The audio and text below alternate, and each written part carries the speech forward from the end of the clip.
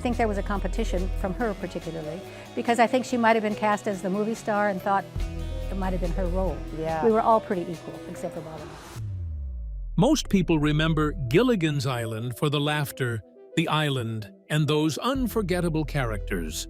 But what most people don't know is that things were not in any way rosy behind the scenes. Some actors couldn't wait to get off that set, and their reasons weren't always what fans expected. Fame came at a cost, friendships were tested, and the cracks between the stars ran deeper than anyone guessed. In this video, we'll be seeing the real reason why some of your favorite actors left Gilligan's Island. The real story of why they left is far more revealing than the show ever was. The show centered around 7 castaways who got washed up on a deserted island, had an interesting plot, and an even more interesting cast. Gilligan's Island did so well but never won an Emmy or racked up major awards. But trust me when I say the show had viewers hooked. The real success came after it ended. It had reruns that played on loop for decades. Kids who hadn't even been born at the time the show started had an idea of what the show was, and it easily became a pop culture staple. And the cast wasn't left behind either, as they became household names almost overnight. Still, with all that success, not everyone was happy. Some stayed in character for years, and others just disappeared quietly. And then there were those who left, but made sure the world knew why. Let's get into why that happened. The unexpected cancellation. When Gilligan's Island first hit the airwaves in 1964, it quickly became a fan favorite in no time. Many families across the country tuned in to watch the show, and they loved it. Soon enough, it became another one of CBS' biggest hits, as it did so well in the ratings. Not only was the show something no one had ever watched, but it was funny, had interesting characters, and had just the right amount of spice for any family to run back home to watch after a long day. It was the perfect relaxation routine. It was so popular that everyone knew the theme song, and everyone had a favorite castaway. So, imagine the surprise across America when, despite its consistent popularity, CBS suddenly pulled the plug after only 98 episodes and 3 seasons. It was a choice that baffled loyal viewers and many in the TV industry. Why would a show doing so incredibly well, a steady ratings champion, suddenly be cut off? On the surface, it didn't make much sense. The most common explanation, the one you hear most often, points to a big change happening at CBS. New leadership was taking over, and they had a clear goal: to move away from CBS's long-standing rural image. They wanted the network to appear more sophisticated and urban. This aggressive strategy became famously known as the Rural Purge. It swept through the network, canceling popular shows like The Beverly Hillbillies and Petticoat Junction. And yes, Gilligan's Island got caught in that wave. The story that's become almost legendary is that the long-running Western, Gunsmoke, was saved from cancellation at the very last minute by a top executive, directly knocking Gilligan's Island off the schedule to make space. A straight swap, just like that. While the Rural Purge is certainly a huge piece of the puzzle, it wasn't the only factor at play. There were always rumors of behind-the-scenes disagreements, the kind of creative conflicts that happens in any big production. Sherwood Schwartz, the show's creator, often spoke about how sudden the decision was, pointing out the complete lack of clear communication from the network. It wasn't a gentle push, it was more of an abrupt cutoff. This shows there were difficulties and a whole lot of complicatedness regarding internal discussions and power struggles that ultimately sealed the show's fate. For the cast themselves, the news brought a mix of feelings. Some of them were utterly disappointed because they had hoped to continue the show given how well it was doing. For others, well, they were finally relieved from the non-stop demands of the show's production. Either way, the sudden end of their island adventure was a huge change, and no one could deny that fact. The cancellation itself, puzzling as it was, became much more than simply the end of a TV series. It was actually the beginning of new paths for these actors. As we get into the details of what really went down with the cast of the show, you'll find that for some, the end of Gilligan's Island was almost a welcome change and a chance to explore other roles and opportunities. But as you'll see, sometimes the grass isn't always greener on the other side. A change as big as this, especially in this kind of profession, shapes a person's journey forever. Tina Louise, Ginger Grant. Now let's talk about the glamour and the grind, specifically through the lens of Tina Louise, who played the iconic Ginger Grant. On the show, she was the sophisticated movie star, always looking flawless, even with palm trees for a backdrop. Tina Louise brought this elegant charm to the castaway group.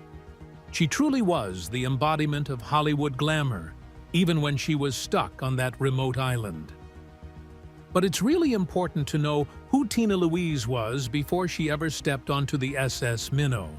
She wasn't just some newcomer or an upcoming actress. In fact, she was already an established actress with a serious background. Her resume included dramatic roles, even films like God's Little Acre, where she showed off her impeccable range as an actress who has had experience, and it wasn't hard to tell. Just like every other successful actress, she had big dreams. She wasn't to be an actress who would be taken seriously and also a bona fide movie star in that classic old Hollywood sense. So in order to get to where she wanted, she would have to take on complex and challenging roles. It's no wonder her initial reaction to the role of Ginger Grant was a firm no. Louise turned it down at first. She was genuinely worried it would trap her, pigeonhole her into a specific type, and not give her room to show her other artistic sides as an actress.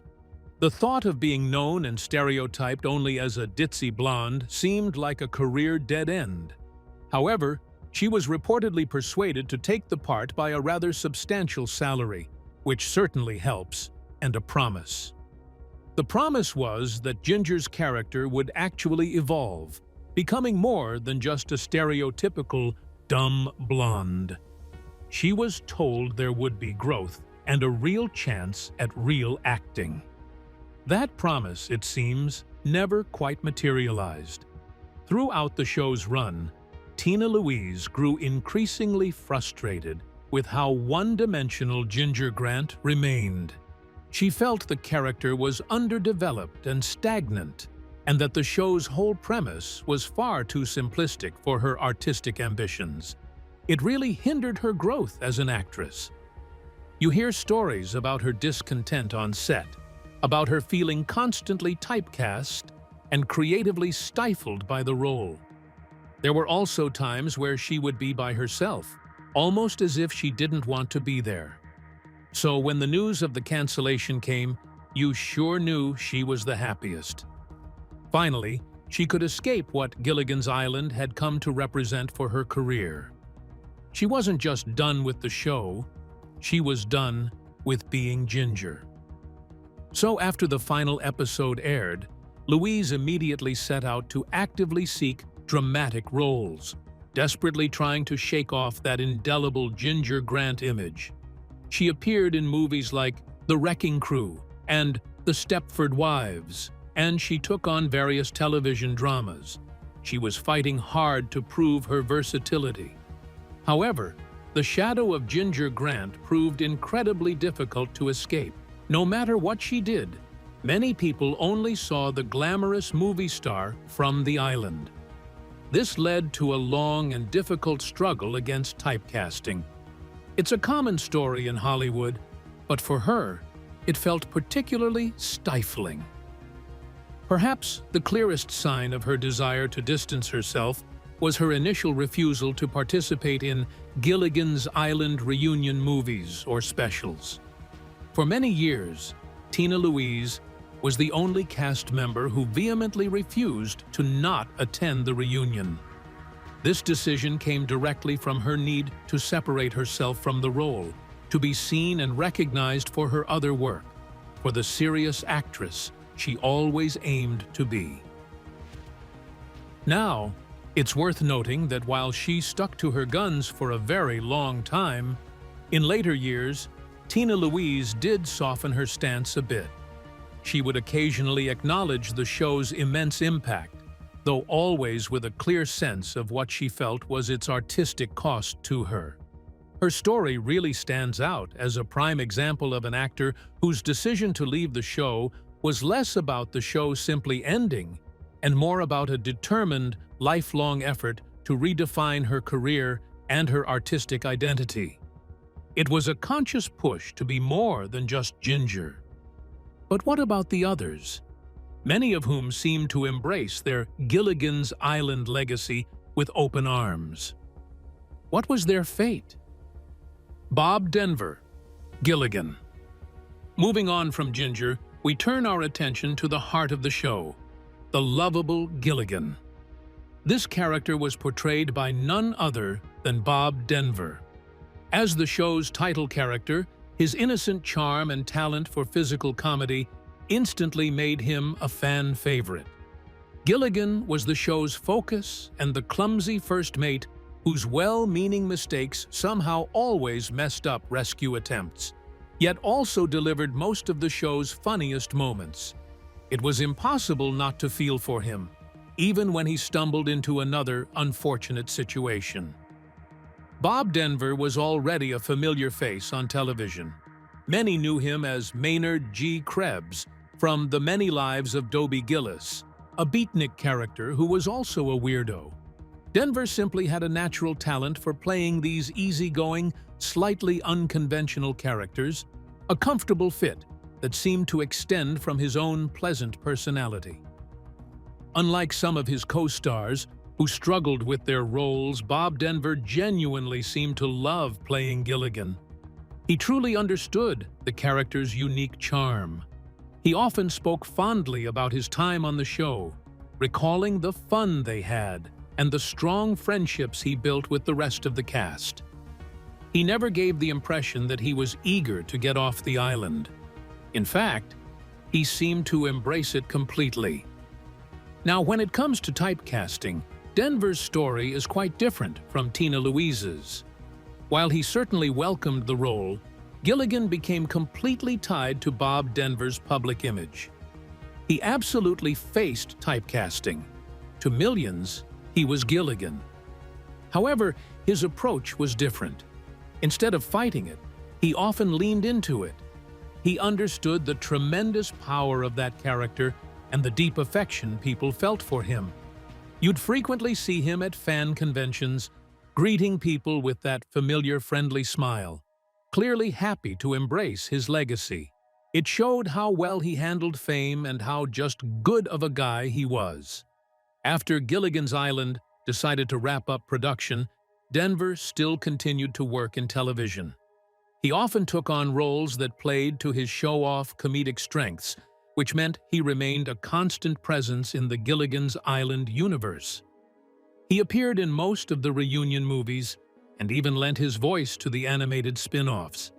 If there was a Gilligan's Island revival, you could almost bet your money on Bob Denver being there. He was truly devoted to his character as Gilligan. While his public persona was always cheerful and lighthearted, it's worth noting that Bob Denver faced personal challenges later in life, including some legal issues. Despite his talent as an actor, he was a heavy smoker, and that habit almost got him into serious trouble. In June 1998, Bob was arrested after a package containing marijuana was delivered to his home. He was charged to court and later released on a $1,000 bail. Bob Denver's legacy is undeniably and completely connected to Gilligan. He brought that character to life with such warmth, humor, and a childlike innocence that Gilligan became an enduring cultural icon. On September 2005, he passed away from the complications of his cancer treatment as he was diagnosed with throat cancer at age 70. It is easy to tell how much he really loved being Gilligan and how well connected he was with his fans as well.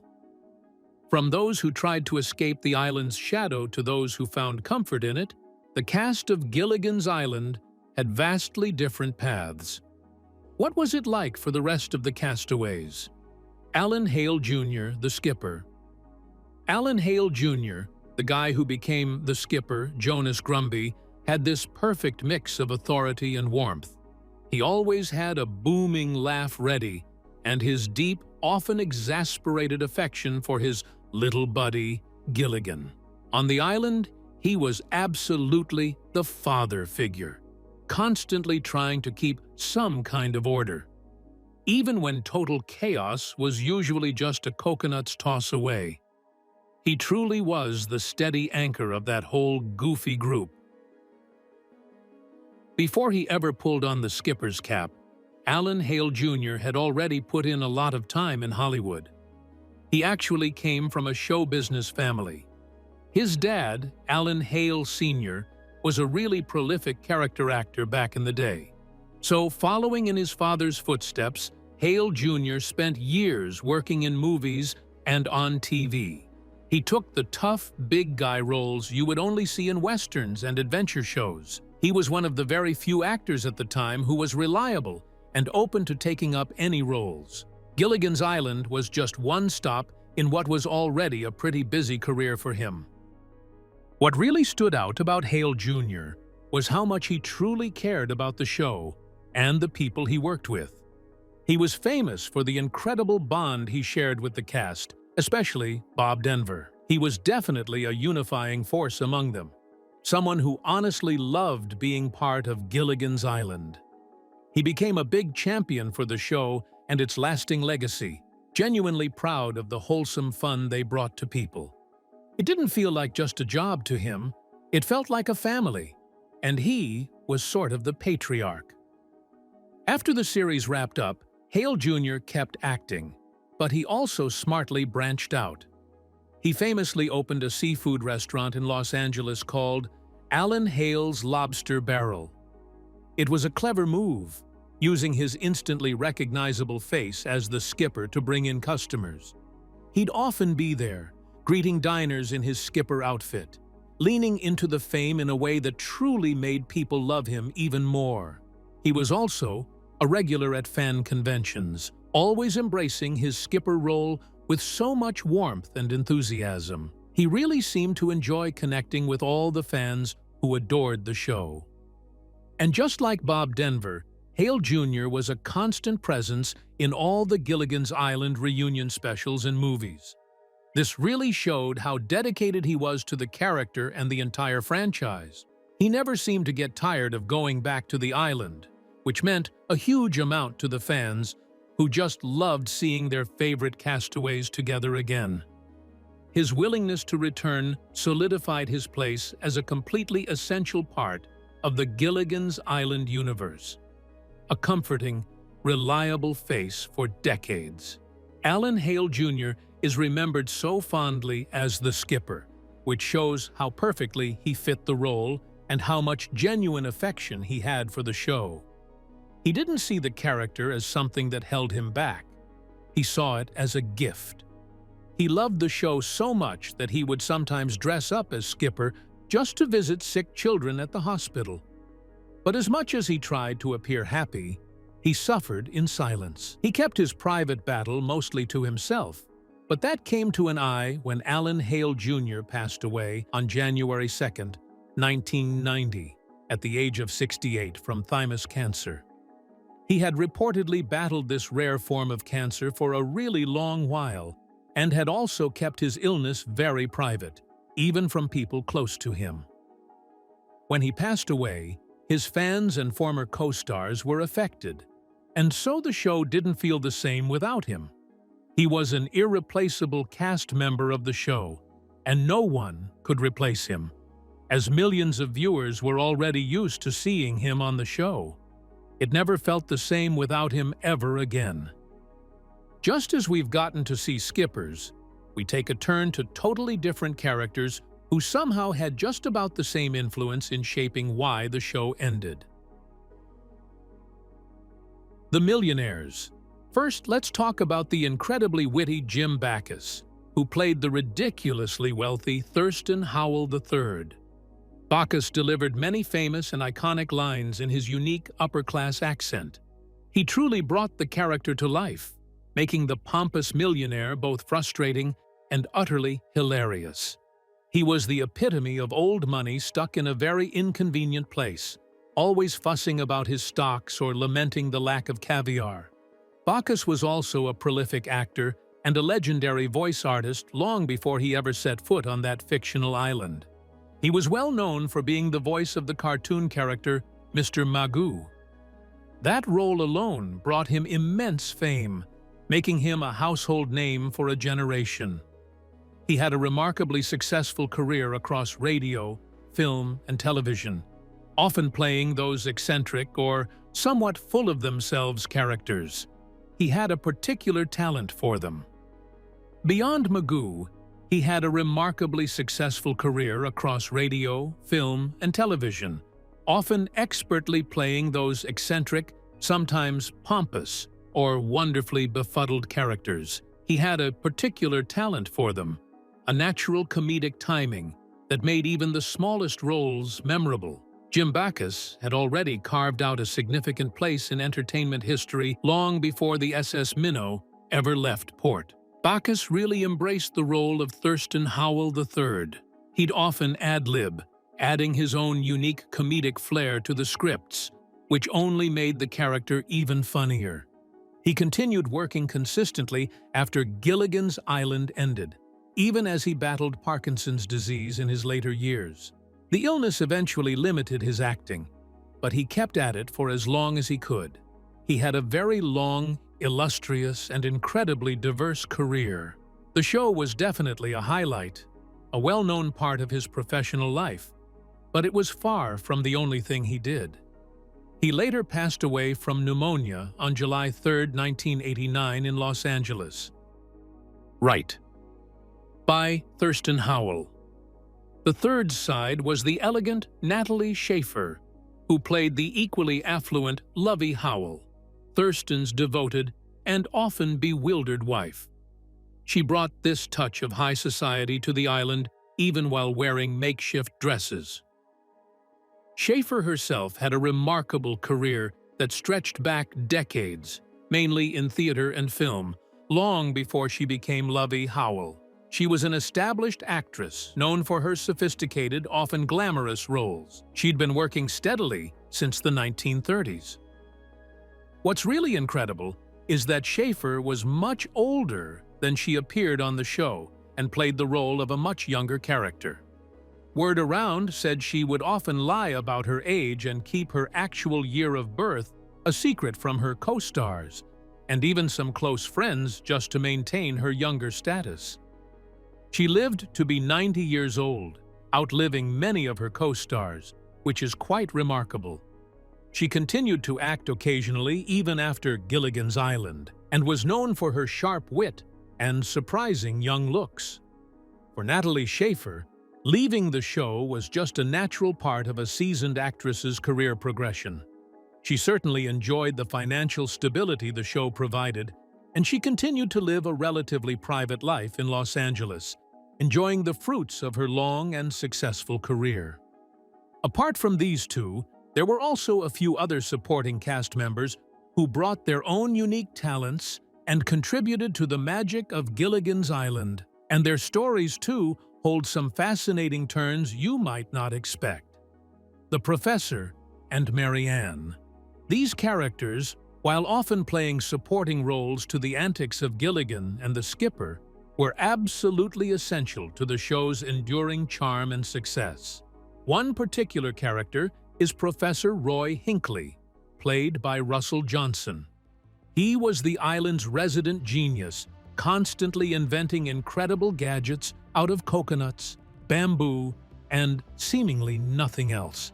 He was brilliant, endlessly resourceful, and always seemed to hold on to an optimistic spirit, no matter how many times a rescue plan went sideways.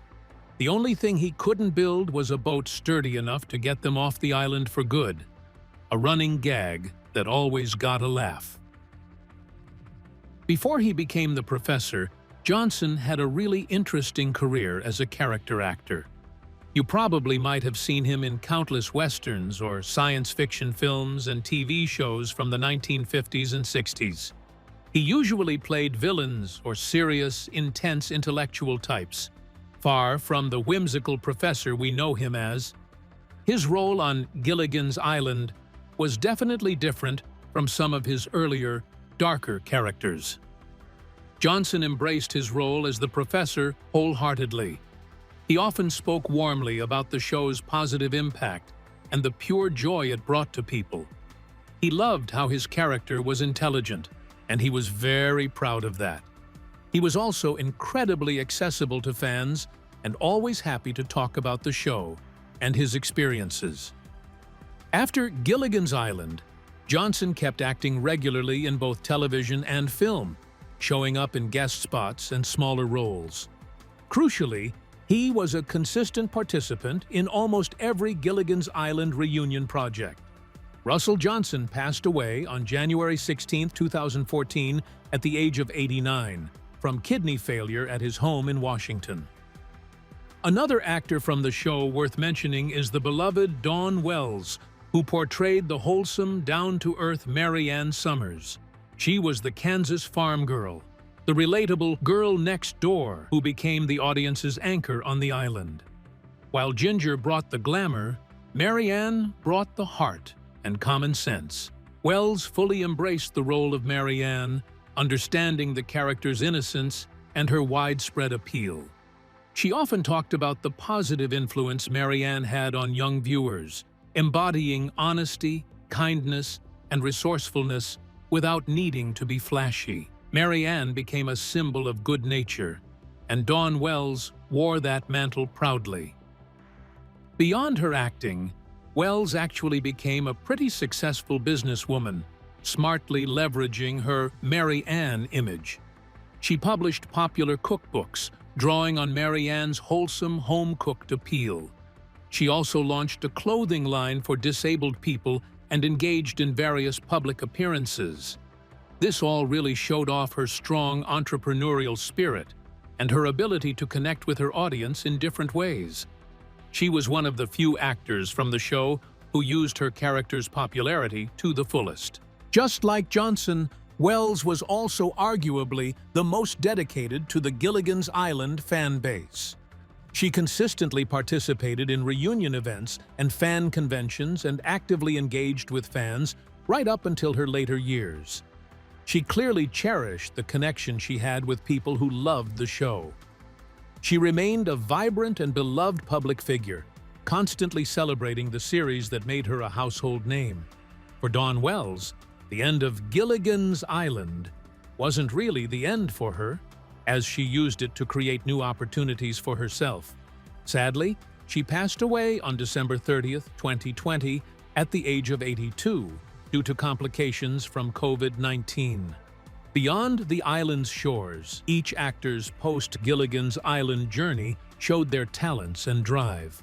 Yet, the show's true legacy goes far beyond individual careers, which we can see from its pop culture influences. But what was the nature of this lasting influence? The enduring legacy and impact on their lives. We've seen how typecasting, a double-edged sword in Hollywood, played out so differently for the Gilligan's Island cast. For someone like Tina Louise, it felt like a real burden, a constant struggle to prove she was more than just Ginger. But for others, like Bob Denver and Alan Hale Jr., it was something they embraced, or at the very least, managed without fuss. This just goes to show the complicated relationship actors have with their most famous roles, and how each person chooses to handle being known for one specific character. For many, The steady paychecks and ongoing recognition that came with Gilligan's Island actually far outweighed any creative limits they might have felt. And despite some rumors over the years about occasional disagreements on set, which, honestly, the media probably blew out of proportion, they all had a real bond formed among many of the cast members. They really were, in a lot of ways, like a family who shared this incredibly unique and long-lasting experience. You hear stories from surviving cast members and their families, even now, that always speak to the deep friendships and the genuine affection they had for each other. The show's place in pop culture history is undeniable, which you could tell from its reunions, animated spin-offs, and even a stage musical. This continuous presence meant that the actors, even decades after the original series was canceled, remained relevant and recognizable to new generations. But of course, time eventually takes its toll. Sadly, as happens with any long-running show, we've had to say goodbye to most of the original cast members. Each passing has been a really poignant reminder of the show's long history and how much these characters meant to people. Every time we lost one of them, fans just poured out their grief, showing that deep connection they felt to both the characters and the actors who brought them to life. For better or worse, Gilligan's Island truly shaped a big part of their lives and careers. It opened doors for some, and definitely created challenges for others. What's certain was that leaving the show was a big change for all of them, one way or the other. So, whether they spent their later years trying to escape the island's shadow or simply embracing its enduring nature, each actor's journey after the show proves the power of classic television in Hollywood. What are your favorite memories of Gilligan's Island? Let us know in the comments below. Don't forget to like, subscribe, and hit the notification bell on our channel so you never miss any of our uploads. If you enjoyed this video, click on the next video on your screen to watch more videos like this one.